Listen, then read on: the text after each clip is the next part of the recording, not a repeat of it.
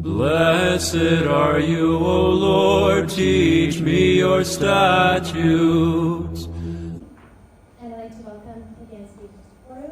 If you didn't catch his earlier presentation at our last July Living Orthodox event, you can find that on our YouTube channel. And this presentation will be recorded, and we'll be putting this on YouTube as well.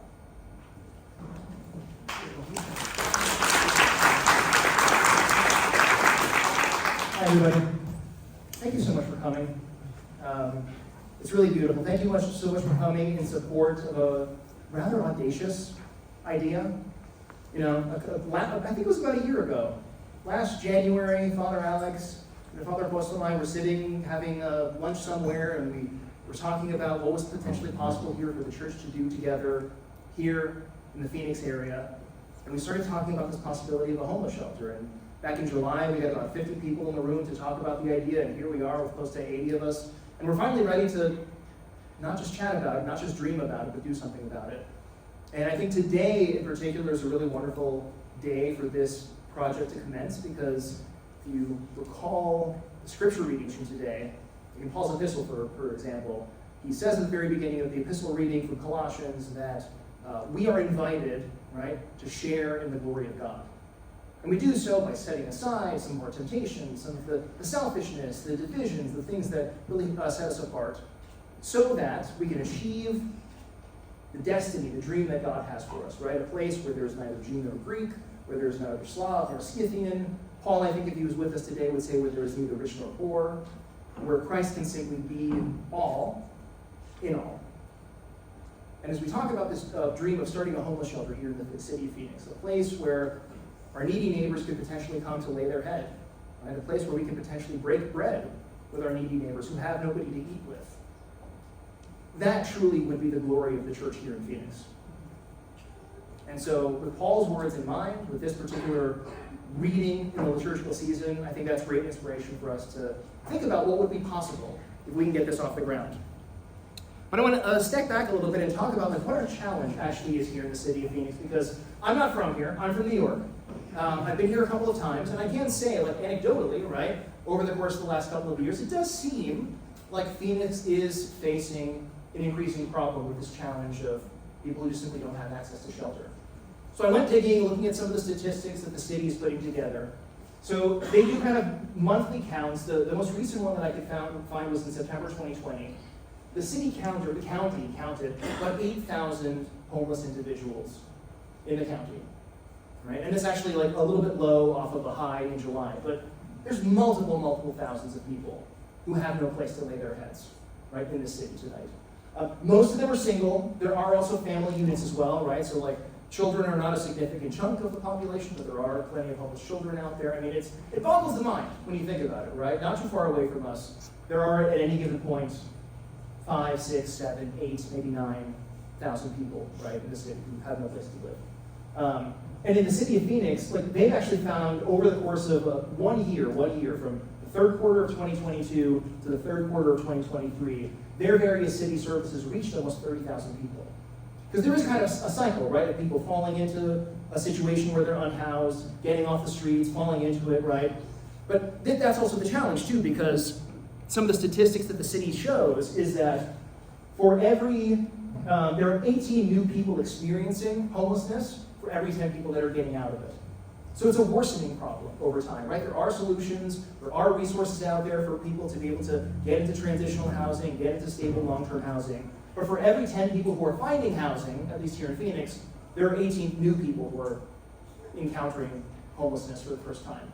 So it's a worsening problem, right? And I think so that anecdotal sense, because I said, like, yeah, I've kind of noticed that maybe things are getting harder over time, and a lot of heads were nodding. The numbers do seem to bear this out. So the challenge, I think, for us as Orthodox Christians is, what are we going to do about it? Right? Not will we do something about it, but what are we going to do about it?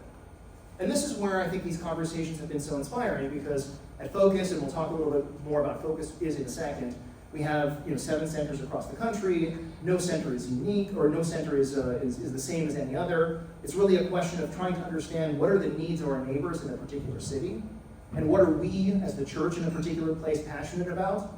The issue that just has kept coming up over the course of the past 12 months right? In the midst of all of the needs that exist in the Phoenix area, doing something for folks that are unhoused is the thing that just seems to be on people's hearts, right? So this is, I think, the problem, but this is also the opportunity for us to do something about it. Because the question is not whether we will do something, the question is what we're going to do about it. So really these conversations over the course of the last 12 months, that meeting that we had back in July, really seems to focus on this dream of creating a space where people can seek shelter and support, right? A place where people can come, like we said, and lay their head, a place where people can come and potentially get a meal, potentially a place where people can come and get some sort of case management support, right? A place where people can come and find community, because it's just hard being out there on the streets. You know, it's something that we tend not to, and I've never experienced it firsthand myself, so again, it's kind of theoretical for me on some level too, but you know, it's hard to imagine just the level of anxiety and stress and fear, right, that exists for a human being where you don't know where you're going to be sleeping that night, where you don't know where that next meal is going to be. You know, it's a painful reality to think of it, that there are so many people, right, like, I think it was, Catherine, we were chatting the other day, and you said, like, if you were to go to a kindergarten, right, and kids were going to raise their hands, like, there's no kid out there that says, I want to grow up and be homeless and struggle with addiction and so forth, right? And yet there are so many of our brothers and sisters in Christ, right, made in the image and likeness of God, who are struggling. And I think we have the ability to do something about it. So, like I said, I work now with an organization called Focus North America, which is a ministry affiliated with the Assembly of Bishops, this pan-Orthodox organization blessed by the bishops of the church to do something about meeting the domestic needs of our neighbors. Right? It's kind of an analog to IOCC. IOCC does a lot of international work. IOCC does a lot of domestic disaster work. The work of Focus is more of the ongoing support for people. Right? When there's a hurricane in New Orleans, IOCC comes in. But when there's folks who are just kind of hungry on a daily, weekly, monthly basis, when there are folks who don't have a place to live on a daily, weekly, monthly basis, that's where Focus steps in. And like I said, no two centers are unique, but we do have a homeless shelter in our network in Cleveland. And I kind of offer this as an inspiration for what could potentially be possible here in Phoenix. So the St. Herman House, we call it in Focus Cleveland, has a couple of really great things to think about. So there's, first of all, the shelter, right? There's two houses that we actually have in the city of Cleveland. There's a 28-bed homeless shelter that hosts men for on average about 11 months. Some stay less, some stay more, but it's this stable opportunity for guys to get off of the street, get clean if they're sort of like struggling with stuff, right? And just be a place where they can then take their next step. That next step also includes a transitional house. We have a 12-bed transitional house, which hosts men on average for about 19 months. And the really cool thing is that the majority of the guys in both the homeless shelter and in the transitional house work. There are various work studies and things that are available to, again, help guys. It's a shelter specifically for men. Help guys get back on their feet, get their life stable from whatever sort of difficult situation they were in. So at any given point, right, in the city of Cleveland, you know, yes, there are 8,000 people here in the city of Phoenix that are struggling with homelessness. We're not going to be able to help everybody.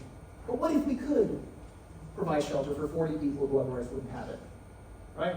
I draw that as inspiration. It's not everybody, but it's 40 unique somebodies. Maybe we can do that here. So on top of the homeless shelter and the transitional house, at Focus Cleveland, we serve 3 hot meals a day. So in 2023, we served close to 60,000 meals, hot meals for people. We also have a variety of distribution of clothing, hygiene items. There are toilets available 24 hours a day, right? All these kind of basic things that we take for granted. And there's a lot of support in the center as well. We have a full-time case manager who works with the guys to help them get employment, to help them connect with social services, right? All the things that we can't provide, at the very least, there's a point of connectivity to check in on them, make sure that they're okay. So it's this really beautiful community as well. And I think it's great. One of the things I love about the way that we do things in Focus Cleveland is that it's not like one of those aggressively short-term shelters that you sometimes see, where if you have a bed, maybe you've got one for a couple of days or a week or a month. Right? It's a shelter where guys are living for about 11 months. There's a lot of progress and transition that can happen in a person's life. And then that transitional house, that 19 months, that's a different clock. Right? So potentially, like, you're in the homeless shelter for 11 months, you're in the transitional house for 19 months. That's 30 months altogether of support, of just knowing that you have a place to sleep, a place to eat. That's the thing that changes people's lives. And it's beautiful, right? Like the stories that I've heard from folks in Cleveland. I mean, one of, for me, the most moving and powerful is that every year, around the holidays, an envelope without fail comes in the mail. And there's a single dollar bill in that envelope. And there's a guy who, at some point in the last couple of years, was a resident of Focus Cleveland. He was in the house, he was in the transitional house, he's gotten back up on his feet. He's still, not comfortable necessarily, but around the holidays, without fail, he puts $1 in an envelope and he sends it to Focus Cleveland as the small kind of tithe and love offering that he can make. Because he knows that there's somebody else who's sleeping in the bed that he slept in. There's somebody else who's sitting where he was able to eat those meals and he couldn't afford to put food on his own table. Right? He can give that love offering. We can give a love offering as well. So this, I think, is I hold on to as inspiration for what's possible. Is this the shape that things are going to take here in Phoenix? I don't know. That's something that we're going to figure out together. My job in this process is not to tell anybody what we're going to do. My job in the process is to bring us all together so that as a church, we can come to one mind, come to a consensus, and figure out what is possible in this city. Because again, it's not a question of whether something is possible. Great things are possible. It's just a question of figuring out what exactly that is. So what is a focus center? To maybe make that a little bit more clear. There's a couple of basic hallmarks that I want to introduce you to. There's staff, always at a focus center. At a minimum, we have a director, whether full-time or part-time, who is the person who leads and manages the ministry on the ground. Right? That's the person who's the point of connection to parishes. That's the person who is wrangling volunteers. That's the person who is arranging for deliveries and raising funds and so forth. In some of our smaller centers, we have one part-time director who's on staff. In our larger centers, like Cleveland, for example, we've got 5 people on staff. We've got a director, we've got a full-time cook, we've got an administrative person, social media, we've got the case manager, and we have house managers. Right? So again, depending on what's going on, a commensurate staff to work with that. We have our team. Every center has the staff, the director, surrounded by an advisory board. Sorry, my throat's a little scratchy. An advisory board, which is made up of as many people from as many of the local parishes as possible. All right, we said before, this is a ministry of the Assembly of Bishops. This is something that we are called by our hierarchs to enter into. So it's really important that we have deep connectivity to all of the parishes in the city. I don't know how many parishes are represented here. I think last time in July we had like 10, 12 parishes represented, right? If this project is going to work, the goal is to loop in as many parishes as possible because this is an operation, a project of the church in Phoenix, right? It's not simply like a nonprofit that we do. It's not simply our thing. It's the church in action coming together with the blessing of our hierarchs, the blessing of our clergy to make this happen. There's our location. Again, a variety of things that we do across Focus. In some cases, we simply work out of a local church. Right? In St. Louis, for example, we serve weekly Sunday meals and Wednesday breakfasts, and we work with the guys who are getting out of prison. We're starting an addiction support group. All of that happens out of the basement of one of the local churches. In Cleveland, we have literally 2 different buildings where we have the shelter, the transitional house, etc. What's going to be possible here? Again, that's something we're going to figure out together based upon the need, based upon what we're capable of sustaining. There's our parishes, like we said before. Parishes are an integral part of the process. This really has to be a project of the church coming together. And I underscore that because this, like as Paul said today in the epistle, right? There's neither Jew nor Greek. There is no jurisdiction when it comes to these things. And we open up the door as wide as possible, honestly. We have Copts who are coming in and supporting. We have Armenians who are coming in and supporting, right? Like, there are non-Orthodox Christians who are supporting. This really is a question of like, what can the church in this particular place at this particular time accomplish? There's our partners, right? Partners who supply us with different opportunities. In Southern California, for example, over the last 4 years, we've moved something like 1.5 million pounds of food that we deliver to families and schools and so forth. Couldn't have done that without the partnership with the local food bank. Right? So there are very frequently other nonprofit partners that we work with because nobody can do anything by themselves. And then there's our donors, right? Donors can be somebody who's willing to write a $75,000 check. Donors could be somebody who's willing to make a $25 a month offering. Donor can be that one guy who sends $1 a year in the mail every Christmas time, right? This is really what a focus center is about. It's a team in a particular place meeting a particular need. And I think like that there's something really beautiful and stirring about a focus center too, because it's so much more than a project or kind of a short-term initiative. Because when you think about it, like when we enter into a city and we say we're starting a focus center, the best way that I can describe it is like we're making a promise, right? When a parish helps out with another nonprofit kind of doing its thing, maybe the parish is on fire for it for a while, and then they kind of like peter off and they don't want to help anymore, right? And that's fine. Then that nonprofit can find other people to help out and whatever it is. But when we're starting a center, right? When we're saying like, if you need a house, if you need a bed, you come to us at this address. If you need a meal, you come to us at this address. We're making a promise to our neighbors, right? We're not simply like helping somebody else do the work. We're undertaking this work for ourselves. And God forbid any center should close, right? Like, I interpret that as a failure of the church in a particular place.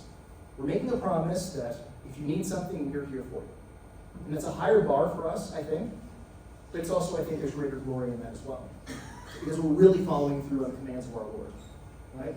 What a difference our witness in this country would be if in a particular city, when somebody was down on their luck, when somebody was hungry, when somebody was thirsty, when somebody was naked, their first thought was, I know Orthodox Christians are really helpful to people in a situation like this. As opposed to what most people think when they think of the church, like that they have really good baklava. Right? So the other beauty, I think, of coming together and establishing a focus center here, as opposed to like starting from something from scratch or doing our own thing. Like we said earlier, Focus is a ministry affiliated with the Assembly of Bishops. It's by its very nature a pan-Orthodox thing. All of the hierarchs have come together and said, hey, you guys, like, run with this ball of helping people who are in need across the entire country. And that's our job, right? And we're rising to the occasion. Operational support.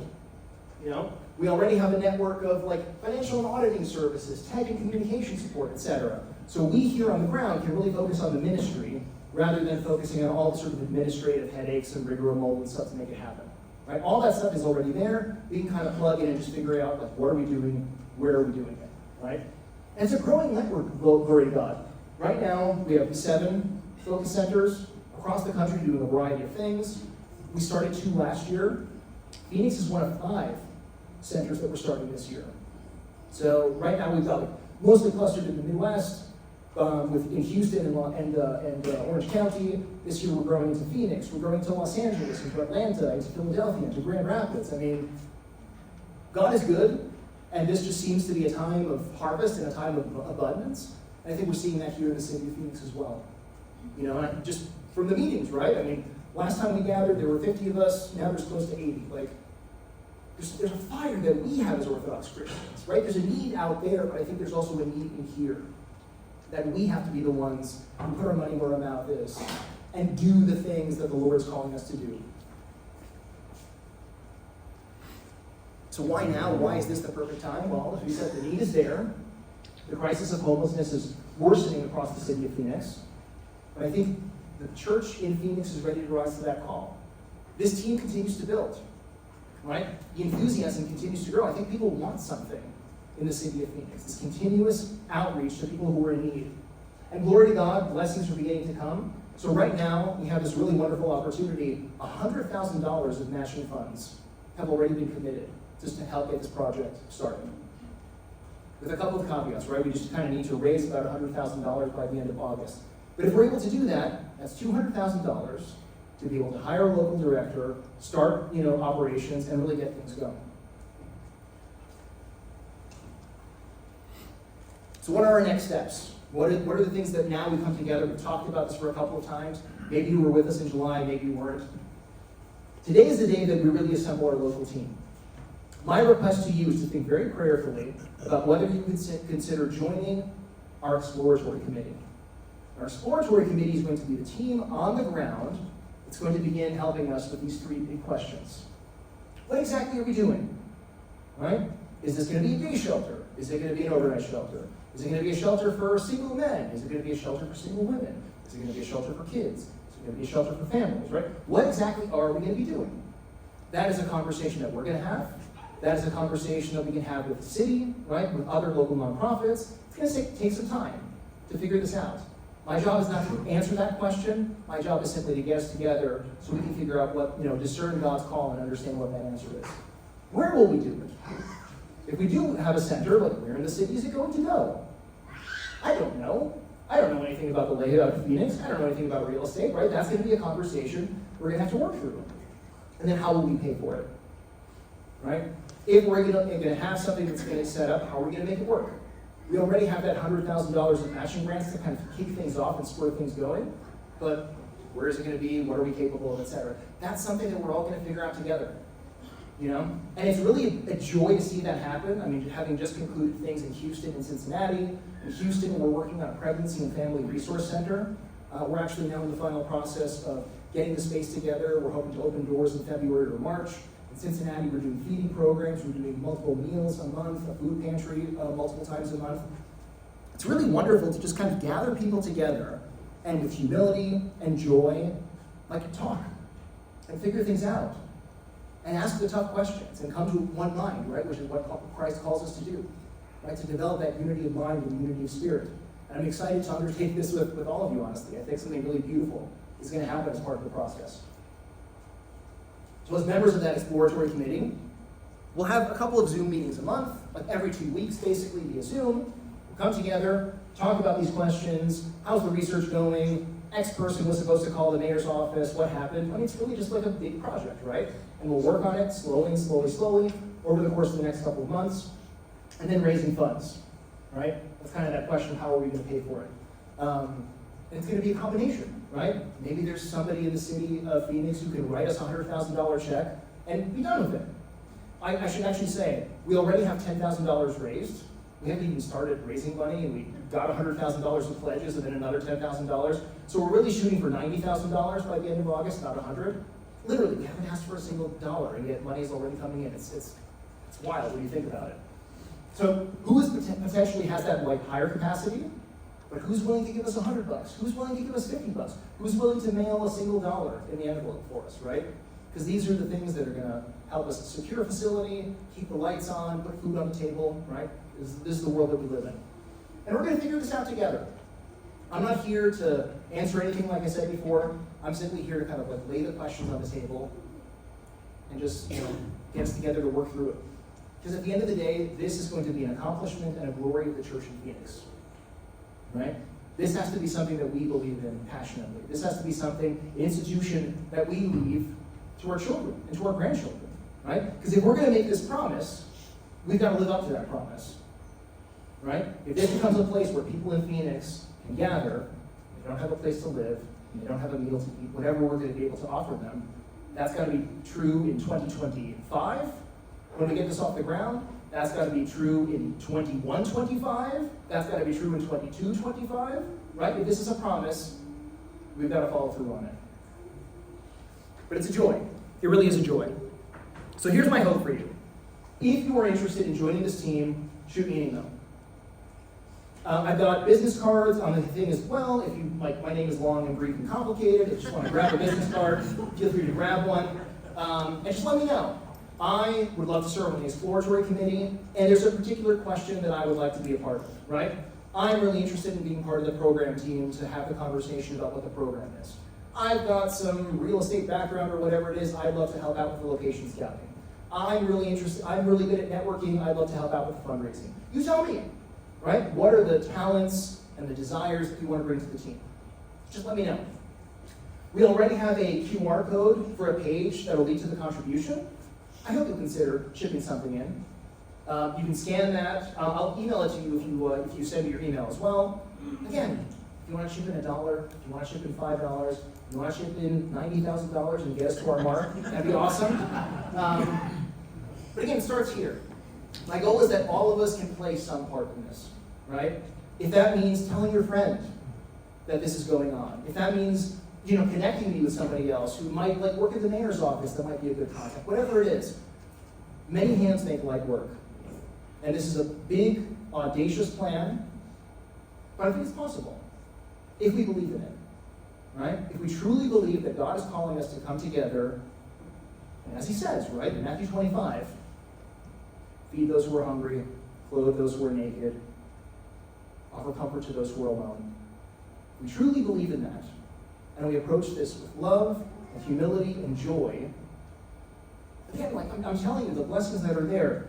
We've raised $260,000 in matching grants for these 5 cities across the country, right? We have 100, with extra $25,000 of matching grants came in for Phoenix. Then another 10,000. We haven't even asked yet, right?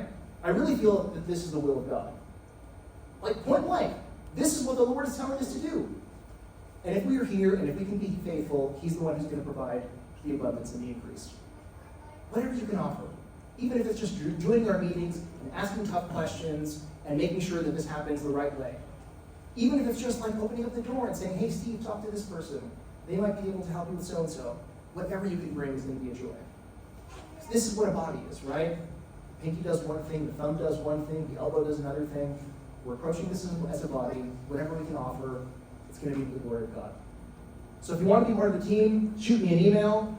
In the next maybe 2-3 weeks, we'll start our meetings. I'm going to make myself available for any questions, any things that if anybody wasn't here that wants to get briefed on the project, we'll go slow, we'll do it right. And again, if you can chip in right from the start, or know anybody who would chip in from the start, that would be wonderful. But I want to stop here, and I want to open up the floor for questions, because I think it's really important not just sort of pitch the idea, but to really talk it through. Because again, we're one body. Does this make sense? Is this something you're excited about? What kind of seems off to you? What isn't clear? I want to make sure when we all go home tonight, we're all of one mind. So again, thanks for being here. Open up the floor to questions. In the back.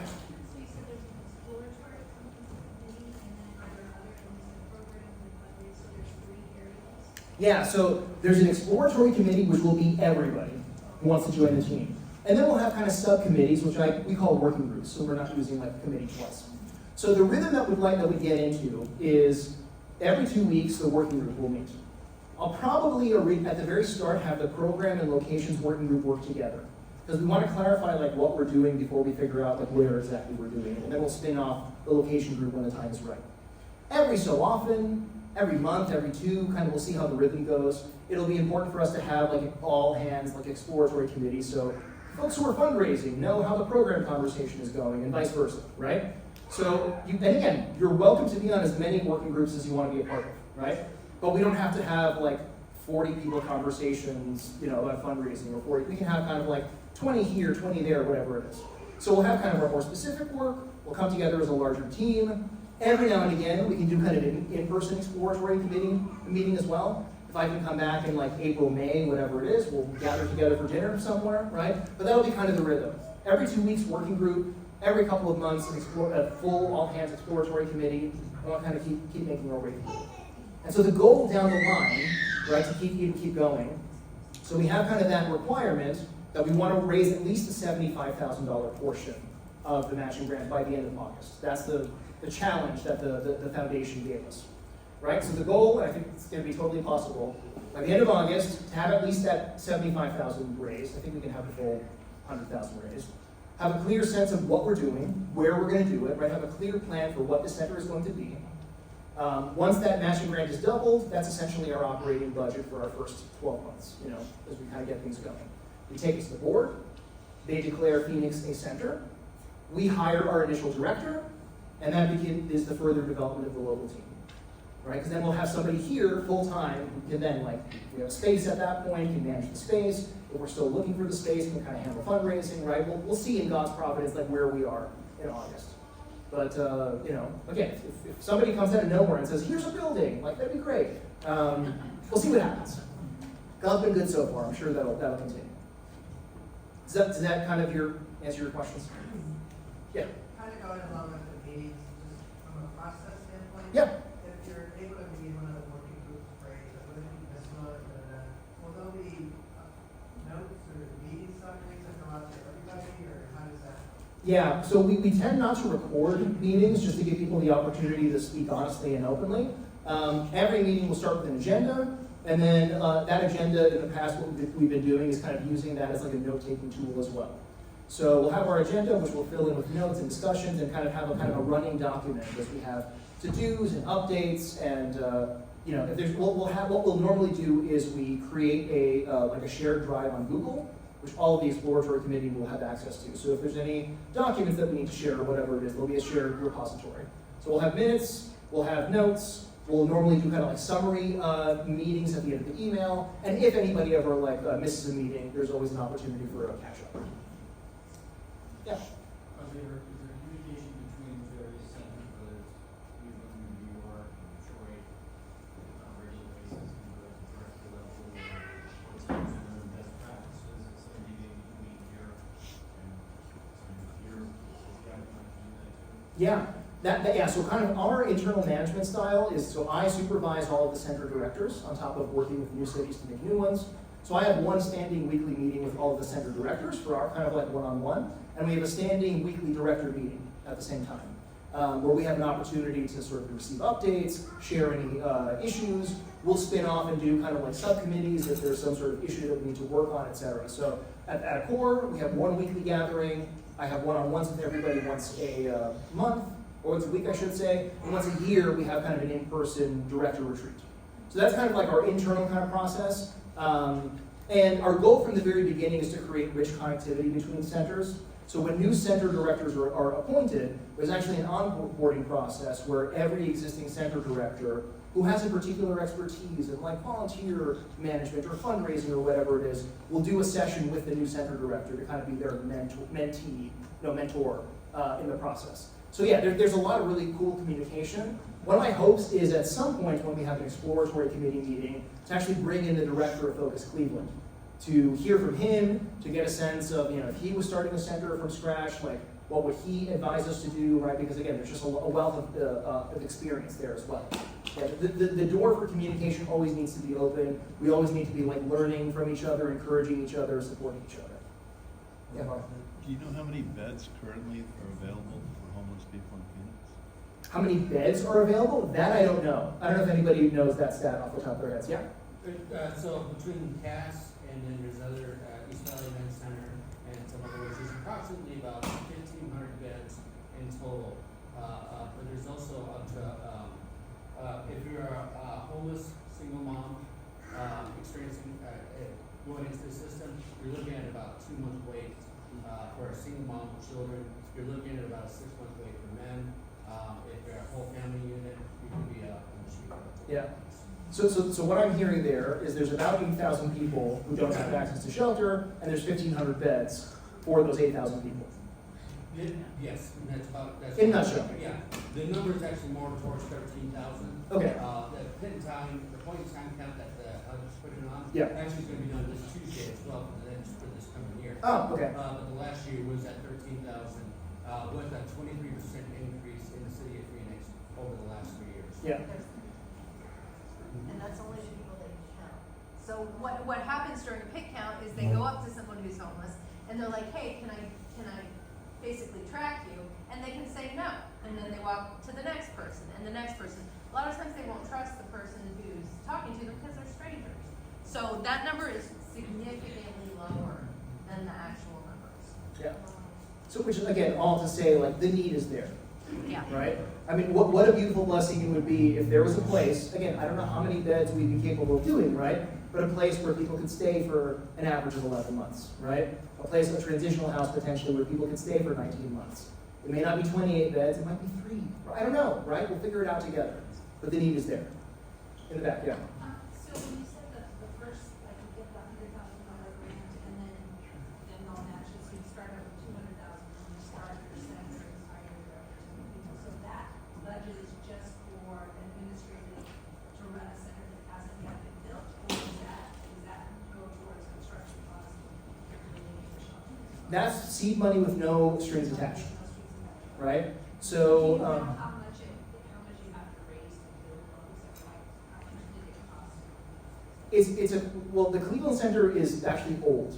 So the story about Cleveland is interesting. The St. Herman's House is about 40 years old at this point. So it actually predates the existence of Focus. And 13 years ago when Focus started, for a variety of reasons, that operation was really down in its luck and was on the verge of closing. And so the local clergy group, which heard the announcement that there was this new Pan-Orthodox like domestic ministry operation, reached out to the then executive director and said, hey, we've got this really important part of the community, it's on the verge of collapsing, you need to do something. So we stepped in, stabilized operations, appointed a new director, and over the course of the past 12 years since that director was there, he actually just retired recently.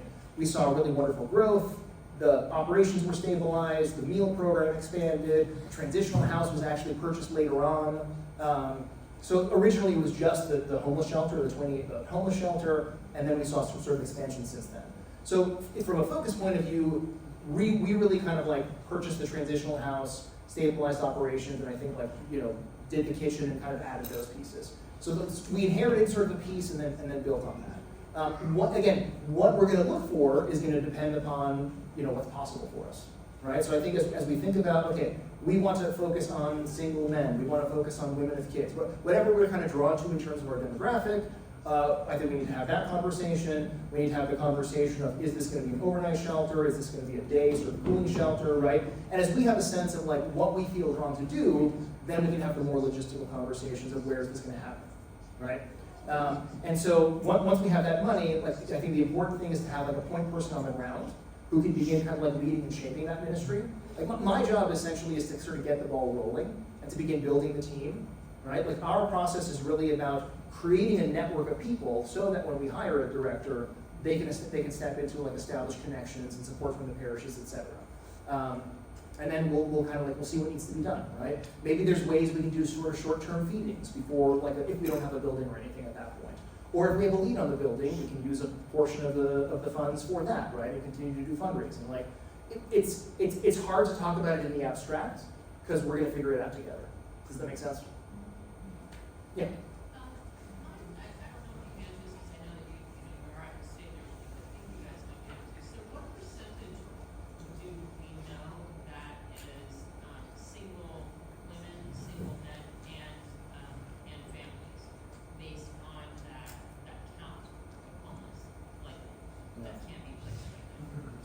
Here in Phoenix, if you're like, I can actually go back to the slide. So the stats that I recorded for the slide. So there are 5,400 single people and 2,500 like family groups in that situation. The overwhelming number of those people are single men. So like if you go to the link, there's like that homelessness quarterly report, which is where I pulled these stats from the city of Phoenix. Overwhelmingly, it's like single men.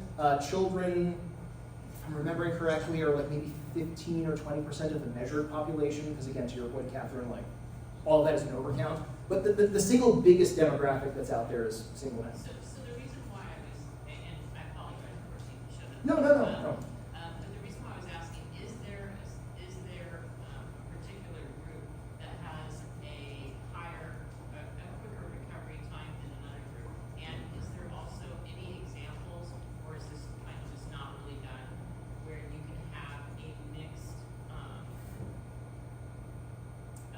situation? Obviously, you're not going to put single women with single men, but is in that area, in that vicinity, is there a situation where that's commonly done, or is that just not a good, like big families with single men, women? And I'm not saying in that house. I'm saying in that area. Like not in the bedroom. No, like, okay, no, you're not. here. Are you updating your Yeah. families? No, yeah, exactly. Well, maybe we do. I don't know. So you know what? There are so many different ways that you can go. When you're talking about like the low-hanging fruit, like who are the ones that you could get and actually have such a significant portion of them actually succeed?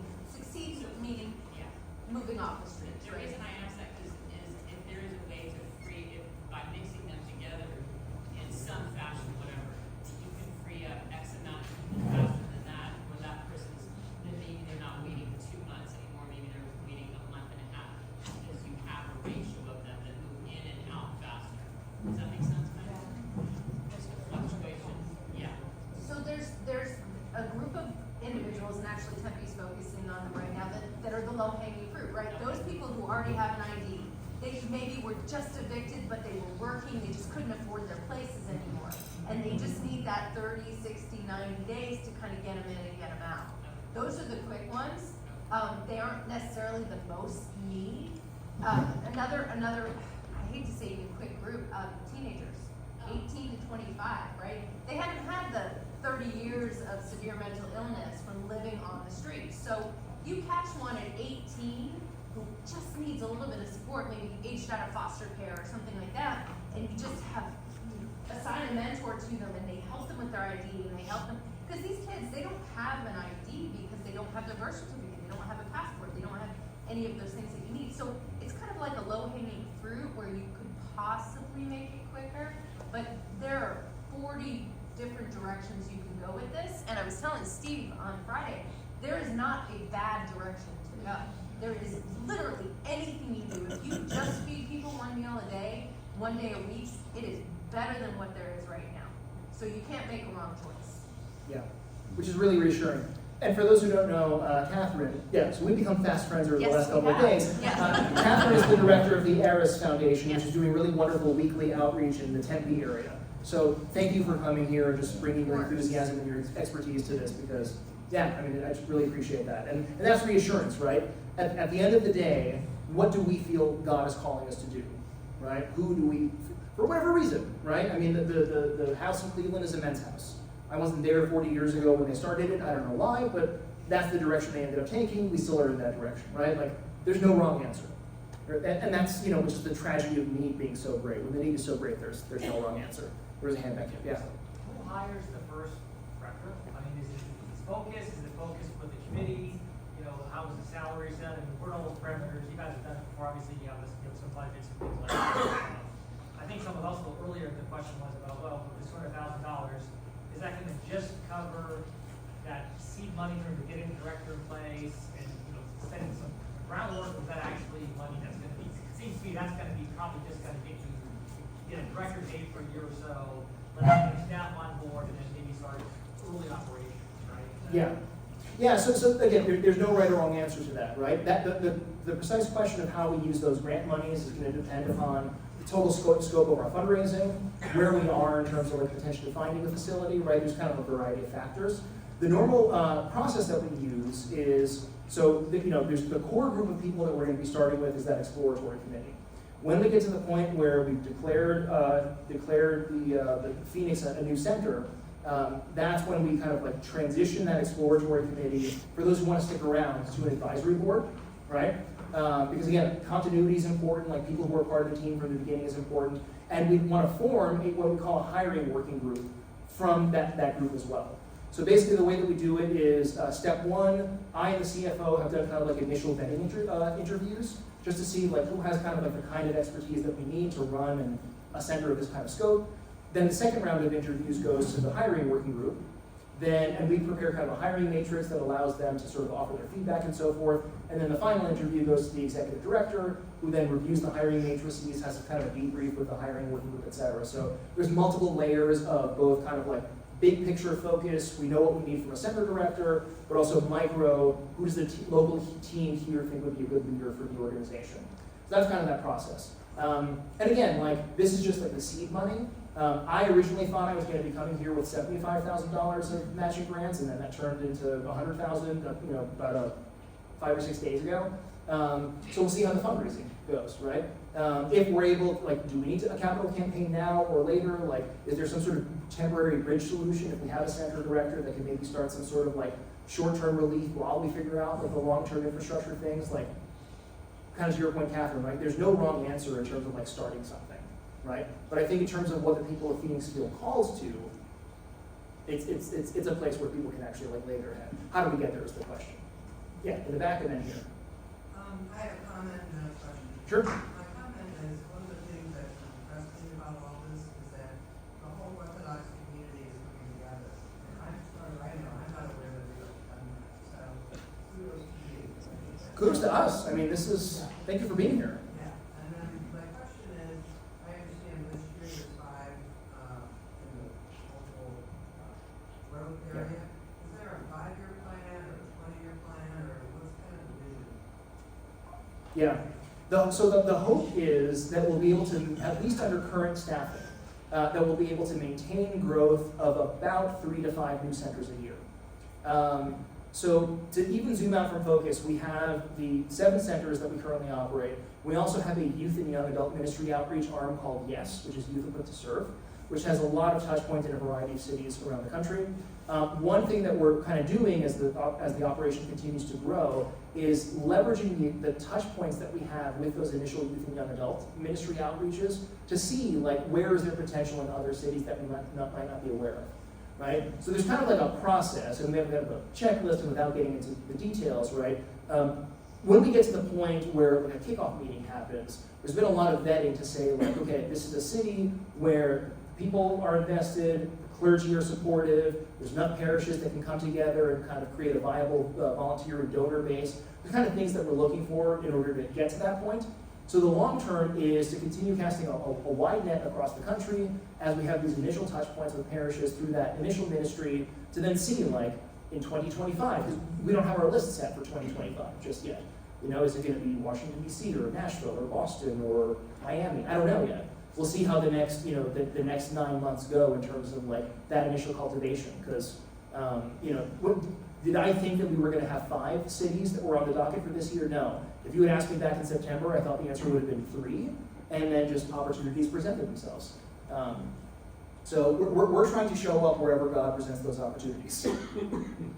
There's a hand here. Yeah, question for you. So, like, I appreciate the genesis part of what you've been talking about. Can you give us a snapshot of the ongoing sort of infrastructure that it takes to run? So, like in Cleveland, you have 2 sites, right, 30 people, and in order to support that, can you give us an idea beyond the director? Like, there's got to be people there daily. There's got to be people serving the food. There's got to be coaching and all the Orthodox aspect of it, right? There's the idea of religious coming out of things sometimes, maybe not. I just don't have an insight. Once that director happens, like, what's the rest of it look like? Because to your point, you're making a promise, right? Yeah. It's not a surge of enthusiasm for a year and then it drills, like, right? It's a commitment. So, like, I'm just trying to grasp what that looks like. Yeah, and so Cleveland, which again is a much more mature operation, right? Our current staffing levels are, we've got our director, we have a full-time cook, because we are doing those 3 hot meals a day. We have a full-time case manager. We have a social media / admin who just kind of helps with promotions and things like that. Then we have a house manager. So we have a staff of 5. For both houses. Well, yeah, combined, because it's kind of one operation with 2 facilities, right? And there's also like volunteers actually. So one of the ways that it operates is that the guys who live there actually have, what does Kirk call it? There's like a duty roster that we set up. So the guys who live there help with the cleanup. The guys who live there help with some of the service in the kitchen. And the guys who live there help with whatever, right? Because it's not simply like a place, it's a community that brings them in and brings these people together. There is no mandatory kind of religious component to it. There is a chapel that exists in the initial house, the homeless shelter house, where there's daily services that are offered. Reader services, a priest aren't available. We try to get a clergyman at least in once a week for like a liturgy. But if nothing else, there's just kind of like reader services that are happening. And again, it's completely like optional. But what we've seen over the course of the last 12 years is that a lot of folks actually have like been received into the church because they've been moved by the witness of the people who have come, and done that. The budget right now for Focus Cleveland, if I'm remembering correctly, is I want to say in the neighborhood of like $425,000 a year. For the staff, for like maintenance upgrade, for food purchases, etc. One of the really cool things about Focus Cleveland is that we served 60,000 meals last year. The budget for the kitchen is $5,000. A year? Yeah, because parishes are constantly just bringing food in. Restaurants are constantly bringing food in. So that's one of the things, right? If we were buying all that stuff out of pocket, the budget would be significantly higher. And yet, because this is like, it's Cleveland, and it's just like these people who have this warmth and this desire to help, right? Like, people show up when there's something like worth supporting. How are we going to get there? I don't know. I don't know if we're going to get to that level necessarily, right? Will we have a house and a transitional house and stuff? I don't know. It's a question of like what we feel calls to do and what we're ultimately capable of sustaining. So it's hard. I think what we can do is cast a vision and see how our team sort of develops in that area. What's really going to be important is that initial seed of like having a director here who can begin kind of like shaping stuff, because again, let's say like worst case scenario, we're not in a place where we can have like an actual like brick and mortar location just yet. But are there ways that we can like maybe take some of this money and put people up in hotels for like kind of a weekend or whatever it is if there's a cold snap? If we can partner with somebody with, or not a cold snap, you don't need a cold snap. You know what I mean? But like during the summer, for example, right? Is there a way that we can potentially like find space to get people off the street when it's 120 degrees outside, right? Is there a way we can partner with some other sort of institution to establish like temporary cooling centers? Like, I don't know. We can be creative, and having like a team on the ground, right, is going to sort of give us that flexibility, and again, we'll have those funds and those connections and be able to take those initial steps. Is it going to be a tiptoe? Is it going to be a leap? We'll know in 6 to 9 months, right, as this all kind of comes together. Does that make sense? Yeah, follow up? So you had one slide that showed the services that you're going to give, technical support, things like that. In the annual fundraising for the local community, is there a percentage that they give back to the overall umbrella focus? Yeah. So right now, that percentage is 8%. Which really means functionally that the national office is subsidizing the local centers. Because what we really see is in terms of like my time and the CFO's time, the auditing expenses and all that sort of stuff, functionally speaking, it actually turns out to be more than that, but again, it's a question of like the value that we can add and the support that we can offer. So on a baseline level, our operations have kind of like a 92% sort of efficiency, right? So if you think of like a smaller center where there's just the director and the operations that are happening, you know, that 8% kind of covers like development expenses and tech expenses and admin and so forth. We have a person on the ground like leading the operations, like delivering the food, etc. So we kind of start with that like 92% efficiency. And as things grow, like it depends, right, in terms of like what we need. But like our philosophy in terms of kind of like the overarching umbrella is to give as much as possible as we can to make the ministry as easy and seamless like on the ground. And so functionally, again, we subsidize, but it's a way of defraying some of those costs. Because even if you think about just on the financial side, it's way cheaper to have like a CFO and a kind of like collective audit process as opposed to like a CFO in each individual operation and so forth. Like there's a scale that's able to happen as well. Not to mention the other expertise of like plugging into a system where you can like rely on a person who's been doing this for 10 years and kind of like learn and be mentoring with somebody. But yeah, so the percentage is 8% is kind of like our shared support fee is what we call it. But it functionally turns into a subsidy because that doesn't actually match all the sort of costs that are there. Makes sense? I thought there was a hand here. Yeah.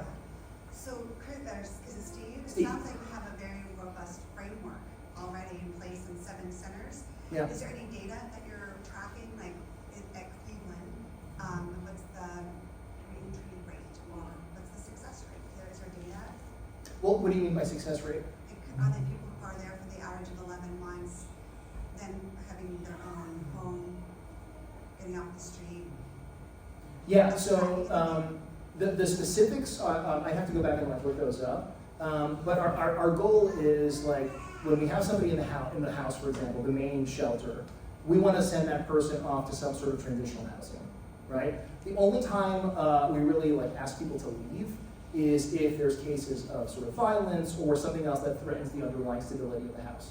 If somebody needs to be in the shelter longer than 11 months, like we're there for them,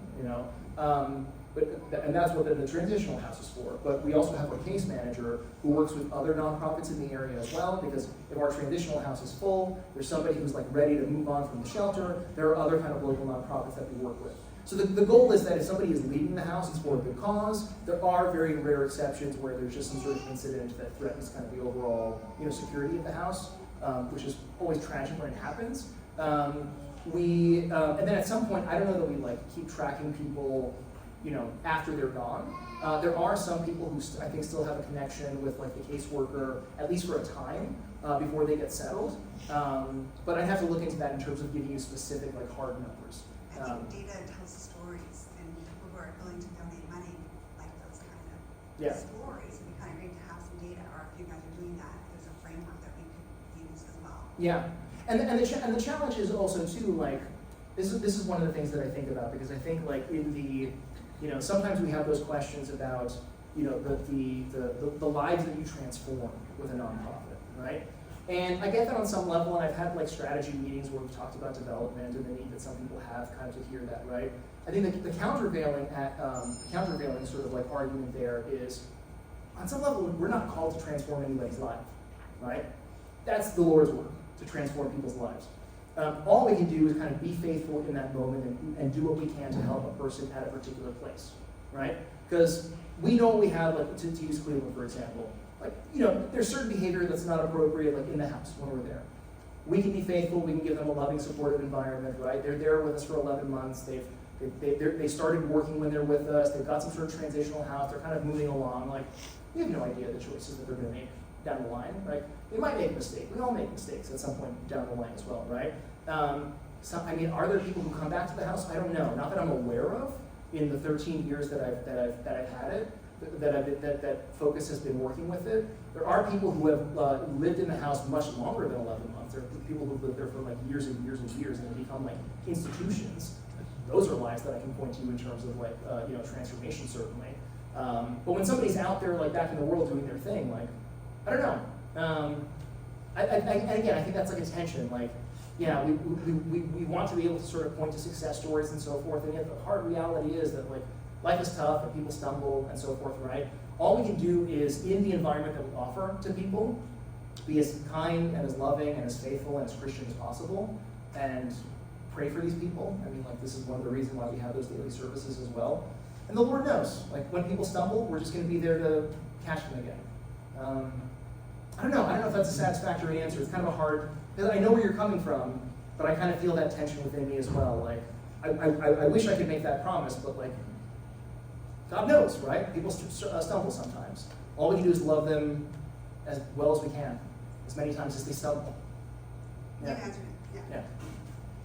Can I make a comment to that? Sure. My name is Ted Gutierrez. I'm actually Catherine's director of operations. I'm her bad guy. I help do all the business stuff and take care of all the game stuff that has to be done. I'm also the director of outpatient services for an organization called Home Grace Counseling that just started 2 weeks ago.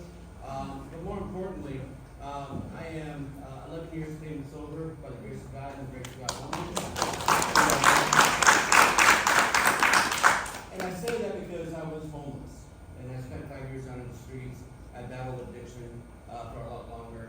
I had a career in nursing, emergency room nursing, and all that. It just went awry, and ended up being the guy that was addicted to bath salts, crack cocaine. I was studying some behind the dumpsters, and that was all done here in the valley. So, if you're wondering, is there success stories out there? This is not my story. This is God's story. I'm just a checker in God's book. Okay, so God does put out success stories, and I just felt compelled after that question to let you know that it is possible. And I got to tell you, and Catherine's going to tell you, to be in this room right now and having these people have this conversation, we don't feel like we have to run to the car to get away because they're going to. That's a normal meeting we go to where we're like, we're doing the homeless work. What are the homeless are bad. And so to have this kind of environment to come into with this many people, with this kind of project on board, this is truly a divine process. And so, you know, if you needed some confirmation that God does use what you're doing here today to help those who are needed the most, I'm telling you it's out there. And with that. Thank you, Ted. In the back. Comment and a question. The comment is to both those two directors right there. And, do you drug test these people that are there all these year, 2 years? Do you drug test them or? No. In your centers. In Cleveland, for example. I don't believe that we do. We have kind of I don't believe that we do. We have a, I don't know what we call it, sort of an agreement that we come when people come into the house. Like, you know, we're going to be respectful to each other, we're not going to be using, et cetera, et cetera. There are situations where that will become apparent because of like paraphernalia or you know, somebody's like conduct or whatever it is. But no, I think there's a level of trust that we try to extend to people. And sometimes like that trust is broken, and then a conversation can be had in terms of all of that. But my understanding is that that we don't do drug testing. Yeah. Question, I missed it, but are there any clinics in those, is there any clinics, any transportation for doctor visits? We don't have any clinics currently under focus. We partner with clinics in different areas in a variety of ways. I forget exactly what we do in Cleveland. There is a van that we have on the operation as well, which is there to like take guys sometimes to work, for example. Like there's like we said, I think like 60% of the guys who are there are working at any given point in time. So yeah, but as a larger matter, that is a kind of line that we actually have as an organization that we don't enter into, at least currently, into at least us directly, into services that involve some sort of like different licensures and things like that. Because the board counsels us at this point to create partnerships with other clinics rather than kind of enter into that ourselves because of like liability issues and insurance issues and things like that. So we don't operate any clinics. We partner where appropriate with local clinics to help people that we're supporting or bring people in or whatever it might be. Yeah. And once again, I apologize if I missed it. Do you have with your existing nursing, Centers, yeah. Thanks. Gotcha, yeah. Do you have an average per capita per room? How much does each room cost you, basically, square footage per person? I don't know, that's a good question. I suppose what you could do is if you take the entire operating budget and then divide by the number of rooms. Yeah, I wasn't sure if that would be adequate, because I don't know how much is donated as far as food and all of that stuff and everything. I mean, and I think that that's a Yeah. fair write-off, quite frankly. Yeah. Because that makes it sound even better. Yeah, well, yeah, because in terms of the operation, right, there's like the $400-something thousand cash budget, but then there's also, and I forget what the gift in kind number is off of the top of my head, but yeah, there's clothing that's coming in, right? There's food that's coming in, etc.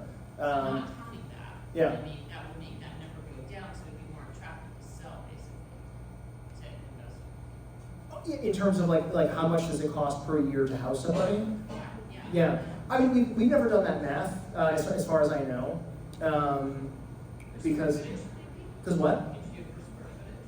I guess we could. I guess we could. Yeah, I've never seen a breakdown in that regard, right? Yeah, I don't have that number for you. I was just thinking if the smaller it sounds, the bigger the investment. Yeah. They have more to give. Yeah, and I think like. Look how many lives you're changing based on this small amount. Yeah, and the thing though too is that's one of those balances as well that like we try to avoid the push for too much efficiency, right? In the sense that like there are shelters out there, for example, they'll have like a really I know in New York there are shelters where literally there's like a cycle and a rotation every day, right? You line up and you get a spot in the shelter and then you're kicked out at some point and you've got to get back in line, and if you don't get back in line at the right time, like you're homeless again that night or whatever it is. There's some that have like a 7-day cutoff, some have a 30-day cutoff, et cetera, right? Like we're a lot more gentle in terms of that stuff. And on some level, you can interpret that as like not as efficient, right? Because we're kind of not moving people, et cetera. But I think in terms of the connectivity and the care and the ability to just put somebody in a situation where they don't have like the anxiety and the cortisol sort of like flowing through their brain in terms of like, am I going to be safe tonight? Am I going to be safe tomorrow night, right? Like, I don't know. I mean, again, I've never been in that situation myself. I would imagine there's a difference between saying, hey, you've got a bed for like tonight versus like you've got a bed for all year. And maybe more if you need it, right? We're not going to kick you out afterwards. Or if you're ready, we're going to move you to the transitional house and a different clock starts there, right? So again, that's one of those kind of things to just be sensitive about. Does that make sense? Yeah. Any here? Yeah.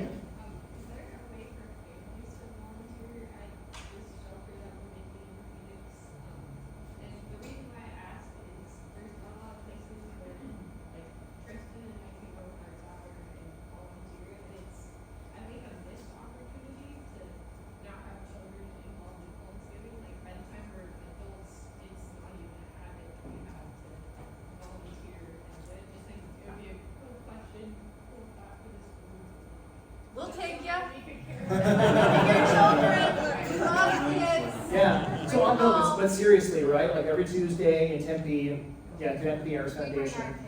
Yeah. They have so much fun. It's like a world party. They do popcorn, they have Cotton candy, snow cones, hot cocoa, it's fun. Yeah. Yeah. While you're getting I know, I'm thinking the same thing.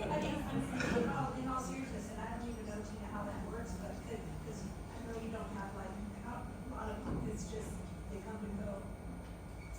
They get these meals once a week, and, you know, we try and bring extras so that they could, that's their only meal is on a Tuesday. So, I mean, here's an organization that's already started, so could this be something like a little test thing that we already have people in place? So, so what we do is every Tuesday in Tempe, we go out and we feed between 150 and 200 homeless individuals. And literally it started, me and the band driving around Tempe looking for these kids who were out there homeless. And I say kids because I'm old, but they're all over 18, thankfully, because it would break my heart if they were little people. So there were some families. Luckily, the families that we see are from the neighborhoods and they're food insecure. And it's our position that if you're an ASU student, you don't know where you're getting dinner, come stand in line. If you're willing to stand in line, we are willing to feed you. So that's not a problem. So we will feed anyone who comes by. But what we do is we establish kind of a safe space, right? We want them to want to come out. The popcorn, the cotton candy, the snow cones. We have Unity Salsa out there trying to do their little dance and trying to get some Greek dancers to come out. Because, I think that'd be fun. But we want it to be a safe space where people can go, get loved, get hugged, no pressure. They know the rules. They know there's no drugs on campus. We don't do needle exchanges. We have children coming out, right? And they understand that. But I'll tell you what, when you see a homeless individual see children come out to serve them, like they brought Ava out the other day, and you'll see them like bend over and be like, thank you so much for this snow cone. This is wonderful. Because they don't get that interaction, right? Parents pull their children aside when they're walking down a sidewalk and somebody who's homeless. They're trying to protect their children, I get it. But when they see that, it's magical. It almost lifts them up. So absolutely what I would suggest is if you have experience with homelessness, fantastic. You're already like that far above. If you want to come out and see what it's like to give back, we know these people. We know what probably 80% of the people who come out. There's always new people every week. If you feed them, they come, right? Come out. Just come and take a look. But what you're going to do is going to be so much more magical. I mean, you have resources that we don't have. And whether or not, like I was saying before, if you choose to work with teens, right? We're going to just focus on teenagers and getting them who age out of the foster care system, get them into work, get them be their person, right? That's fantastic. But if you decide that we're going to use this room as a polling center, people can plug in their phones and we will talk to them and learn their name and then help them when they're ready, that's great too. You literally cannot do anything wrong. But if you want to come out and have that experience where you meet some of the homeless people, meet their dogs, meet their families, come out on a Tuesday. We'd love to kind of show you around and kind of educate you on what we do. It's at Mountain Park Health Center. It's literally every Tuesday night. It's supposed to rain this Tuesday. We will be there. We'll be drenched, but it'll be okay. It's kind of like trick-or-treating. All the homeless get a bag, and they go around to the different stations. So, like, if you came out and you're like, hey, I really want to give out some cookies that I made all weekend long. I've got 100 cookies. We'll set you up with a booth, and that will be your booth. And everybody will go to you and get cookies. So we have crumble cookies. They bake their cookies fresh every Tuesday, but they're expensive.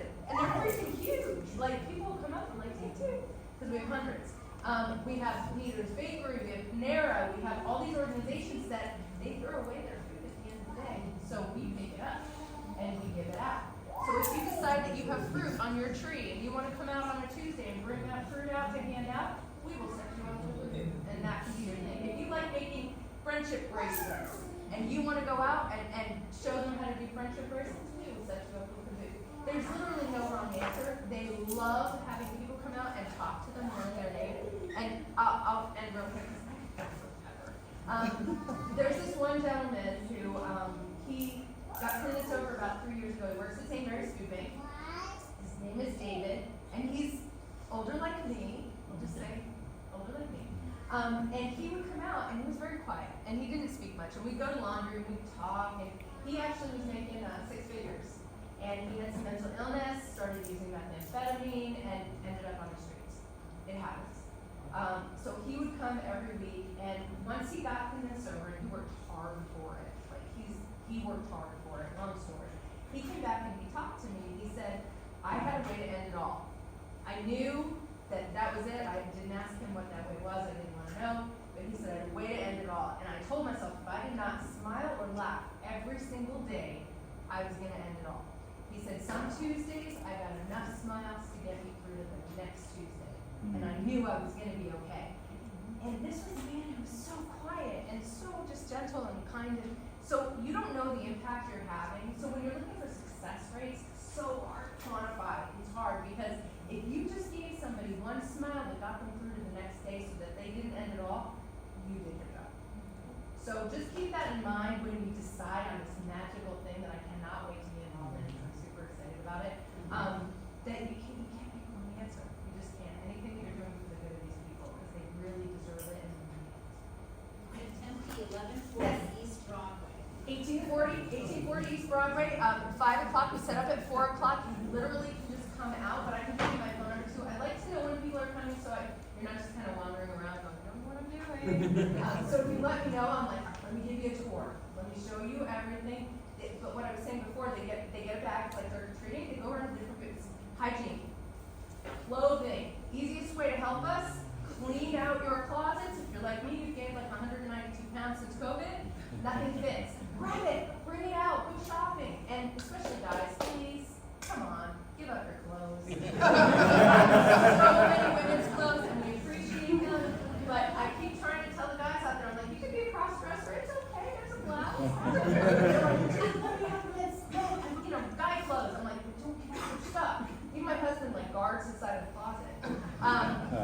Give up your clothes. We'll take it. That's the easiest way to clean out. We take bath towels, blankets, comforters, pretty much anything. One thing that people don't think about is how boring it is to be homeless.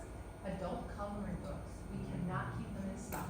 We'll go to the dollar store and buy hundreds. I buy every one that they have. Crayons, the old crayons that you have, don't get rid of them. Don't leave them in your car, they'll melt. Yeah, if you have children, you know what I mean. Crayons, markers, anything like that. Rubik's cubes, stickers. They love stickers. It's the craziest thing you've ever seen. You put them on a table, it's like Christmas morning. They grab the stickers. So don't throw away anything. We have 2 drop-off locations. One in Tempe. I live in Gilbert, so it's a little far for you guys. But we will take anything, or come out on a Tuesday and just bring your stuff. Literally, you will bring your clothes. We will put it on the table, and it will go. It's magical. The goal is to not leave with anything. I don't want anything in my van at the end of the night. I want it all to go away, because otherwise I have to go and resort it.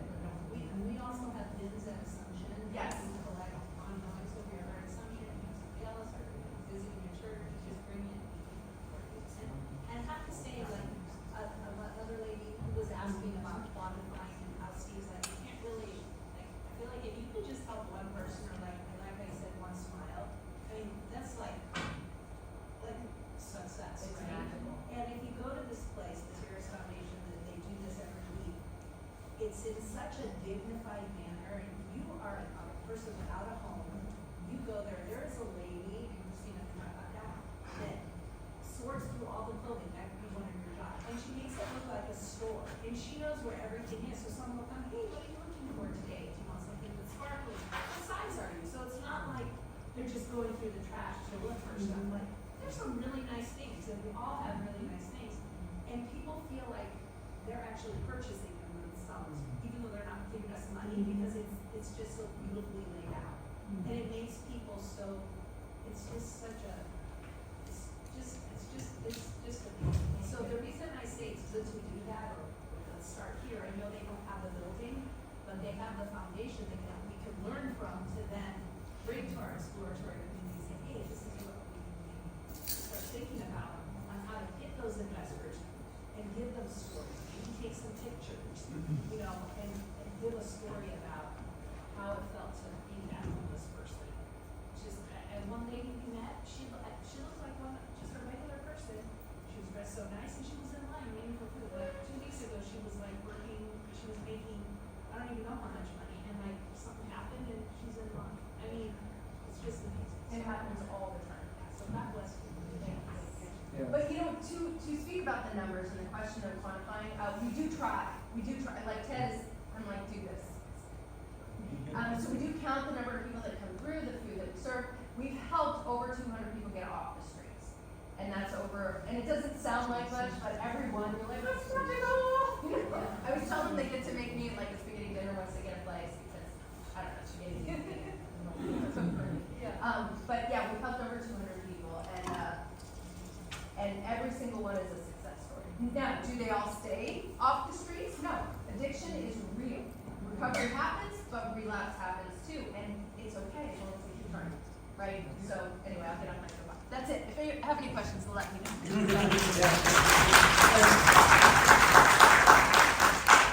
And again, I don't want to start giving homework out before like the exploratory phase, like Corey said. But like this would be a really beautiful thing. Like if you have no experience, right? Like doing outreach for people who don't have a house, like on some Tuesday over the next couple of months, like reach out to Catherine. I think that'd be a cool experience to make this more tangible and real, right? So maybe I will give that homework. If you want to be on the exploratory phase, consider doing that over the next couple of months, right? You just have that direct experience. Yeah, in the back. Is there any reason someone might be denied space in a homeless shelter for reasons other than space? Like, let's say someone's undocumented, or Not an issue. excuse me, this might be controversial, but someone who's of a different sexual orientation, would they be denied access to the space? Not an issue. So in our experience in Cleveland, the only time that somebody is denied a space is we're actually within 1,000 feet of a school. So we do have to kind of run like a background check just because of the proximity to the school. And also it's one of those things as part of like the vetting process. Like if somebody does have a certain level of like instability to them, we're like, at least in Cleveland, we're not in the business of kind of like crisis management. Right? So if somebody's there and has like potentially a risk to themselves or others or something like that, we don't have the capacity to handle them, so we try to refer them to somebody else.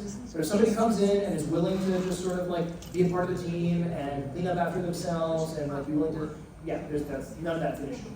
Yeah. Nor should it be, right? Because I mean like all of this is ultimately like displaying like the unconditional love of God. Yeah. Yeah, I'm only 16 and I'm like, I am pretty involved in the internet. It's a big space. There's a lot of problems when I'm in homeless shelters that will deny people access to their spaces just because of how they look or their race, how they dress, how they talk. There's a lot of cases where that happens. Yeah, no, I think you're asking that. Arson, sexual crime, or violence are the three where you really can't get insurance. You have to be sounds stern, but like a sexual predator homes, where they have special insurance for it. But otherwise, I've never seen anybody rejected for any sort of anything. Yeah. Yeah, thank you for asking. Have you had any places in your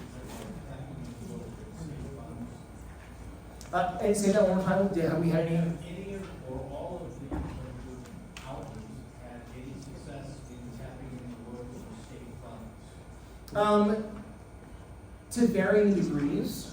What we've seen is that, and again, it depends on the location, but a lot of times local, state, and federal funds can be very expensive in terms of like reporting requirements and other kinds of like administrative hoops that you have to jump through. Like it's actually a very different landscape between funds that are available for like international work versus domestic work, we've found. There's also the complication of being a faith-based organization that is doing the work, right? So sometimes, there are potential like governmental funds out there that are a little bit too restrictive. And again, we don't do like direct proselytizing or anything like that, but like there's a chapel in Cleveland, for example. In some of our centers, we're housed out of a parish, right? Like that could potentially create a conflict, but it hasn't been an issue so far. I mean, all of our centers are funded by local parishes, local families, local individuals. Sometimes there's other partnerships, right? Like the Cleveland Cavaliers basketball team is a supporter of Focus Cleveland, right? So we have found overall more success with like private donors than public donors. But that's I think that should be on the table here in Phoenix in particular, because just some of the research that I was doing while preparing for this, there is apparently the city seems to be working with like the Salvation Army for like new housing and transitionally housing and stuff, right? So I'd be curious, as one of our initial things that we do as an exploratory committee, to see if we can reach out to like the city government and say, hey, here's this plan that we have. Are there ways that we could potentially like come to some sort of public-private partnership? We're actually exploring this in Los Angeles as well, because one of our long-term goals for Los Angeles is to have between 150 and 500 like long-term permanent housing units over an 8,000 square foot center where we would do like at least 2 meals a day, clothing closet, things like that, other inspiration from other centers. So we're kind of exploring it as well because in the state of California, in Los Angeles in particular, they're really trying to do something about the rising problem there. So I'd be curious to see if it's available, if it's not something that's going to compromise our mission and get in the way of the work. Why not? It should be something on the table as we start these conversations. Yeah, thank you for asking. Yeah. May we find paradise, Theotokos, Our Lady, pure and blessed.